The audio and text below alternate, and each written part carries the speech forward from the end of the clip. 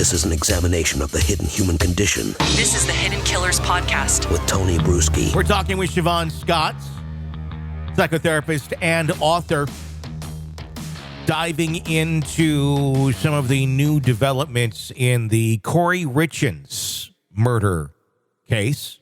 We've now learned that her housekeeper, a convicted drug dealer, has confessed to selling the Utah mom 2 batches of fentanyl in the weeks before she allegedly used some to poison her husband in that Moscow mule, selling about 15 to 30 pills at a batch, about $900 for the batch. This is interesting. 2 large batches of fentanyl for one person. I mean, one fentanyl could kill someone. What do you make of this revelation that we're learning of the premeditation here in this crime? Well, there's no doubt in this case, if all of this is proven to be true, that this was committed while she was in her right mind. She knew exactly what she was doing and had planned it for quite some time. So this again speaks more to a person who does not have a brain disease. Her brain is working just fine, but she's got a psychopathic way of looking at the world. Mm-hmm. We throw the word, crazy psychopath and things like that out there very easily. We also usually come back with, well, maybe there's some sort of mental illness going on here as well. And in many cases there are. If she has a psychopathic way of looking at the world, would that be classified as a mental illness and a mental illness that's going on with her, the way she looks at the world? Or is that just simply, this is just how she thinks and that's what it's categorized as? Yeah. Psychopathy, the tendency to be a psychopath or look at the world through a psychopathic lens. This is a personality type. Mm-hmm. And so in that sense, it's not a brain disease. It's not a mental illness. It's not something that can be cured with therapy or treated with medication. This is just the personality of the person. And that personality is who they are. So this was formed in childhood based upon some inherited tendencies. And there's no fixing a psychopath. There's no changing them. And psychopathic people tend to see other humans as pawns. It's just a means to an end. It's a way to get their needs met. And a person who plans a crime this far in advance with this kind of attention to detail and methodical action in order to meet a goal, in this case, it appears to be money to eliminate the husband, there's no doubt that this person has a problematic personality and would probably never be somebody that we would be comfortable with in our lives. How often do people who have the psychopathic personality commit violent crimes, I should ask? It's really hard to know because if they're a smart psychopath, they often don't get caught. So we don't really know how often they commit violent crimes. Most of them are not violent. You find psychopathic people in politics, you find them in religion, you find them, basically everywhere in the legal profession. And they're strategic thinkers who are very good at accomplishing goals, but at the expense of morality. They don't follow the same moral code about not hurting other people that the rest of us do.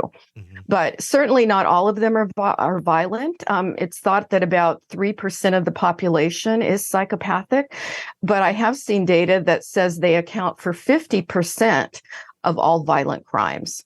And so that's kind of a dramatic number and shows the amount of damage that people with this personality type can do.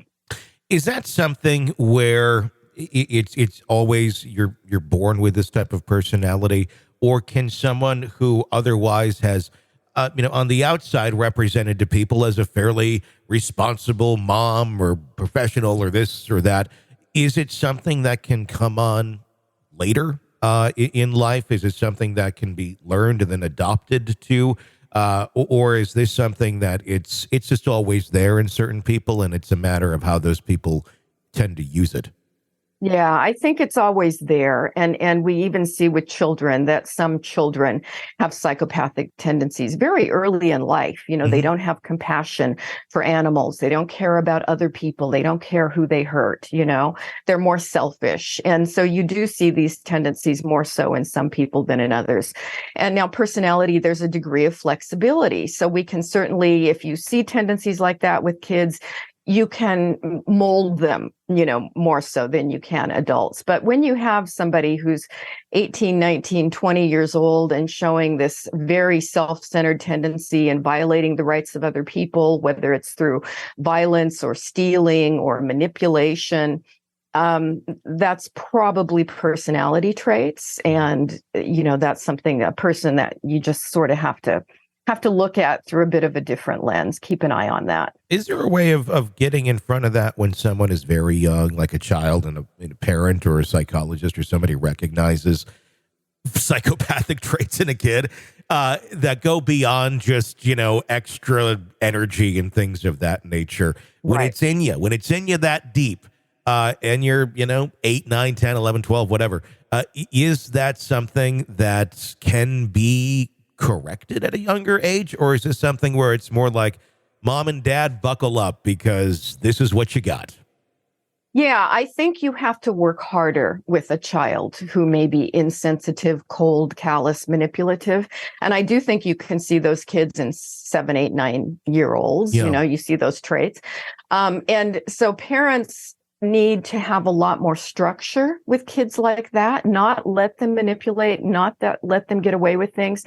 And it takes a lot more work to teach them that it's in their own best interest to follow the rules. They may not follow the rules out of a sense of, moral integrity or compassion for other people, but they can be taught that, life just works better when you follow the rules. And so it is kind of a different way of parenting. But yeah, we can intervene with kids like that. It's almost like playing into like, well, this is how they think. So you got to speak to their Right. engine, if you will. It's like, well, I know you like it this way, but if you do it this way, it'll be even better for you.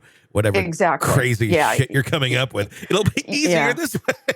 Yeah, well, you just really do have to really show that there are consequences, when you break the rules, when you hurt other people, you don't let them get away with it. You don't let them talk you out of the punishment. You make sure that they understand when you break the rules, when you violate other people's rights, there are going to be consequences. And this is why it will serve you over the course of your life to follow the rules and to not go down that path. And so it's a lot of extra work in parenting a difficult child like that, but it's worth it. You can have, to some degree, have some control over it. You're locked into the Hidden Killers podcast. Want more? Start binging on all of our true crime podcasts right now through Apple Podcasts and get an ad-free experience when you sign up to be a True Crime Today Premium Plus member exclusively on Apple Podcasts. More of the Hidden Killers podcast dropping soon. Press subscribe now.